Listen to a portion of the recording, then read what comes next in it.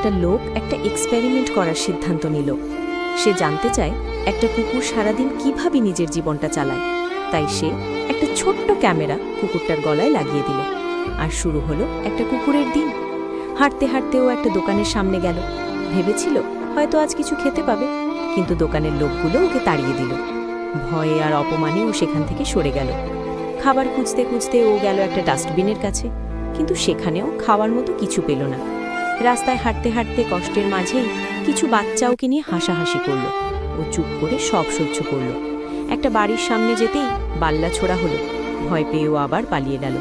কখনো রাস্তায় গড়াগড়ি করে বসে পড়ে, কখনো ছায়ার নিচে একটু বিশ্রাম নেয়। হঠাৎ একজন লোক ওকে সামান্য কিছু খাবার দিল। ও খেতে শুরু করল না, কারণ ওর নিজের কিছু বাচ্চা আছে। ও খাবারগুলো মুখে নিয়ে ছুটে গেল ওদের কাছে। বাচ্চারা আনন্দে খাবার খেল। তারপর ও নিজের শরীর থেকে দুধ খাইয়ে ওদের বাঁচালো। এইভাবেই একটা কুকুরের পুরো দিন কেটে গেল। সন্ধ্যায় লোকটা এসে কুকুরের গলা থেকে ক্যামেরাটা খুলল। ভিডিওগুলো দেখতেই ও স্তব্ধ হয়ে গেল। সারা দিন অবহেলা, অপমান, ক্ষুধা আর কষ্ট। তখন সে বুঝল, আমরা নিজেরা জানিই না অজান্তে একটা কুকুরের সঙ্গে কী ধরনের ব্যবহার করি। ওরা কথা বলতে পারে না, কিন্তু ওদেরও কষ্ট লাগে।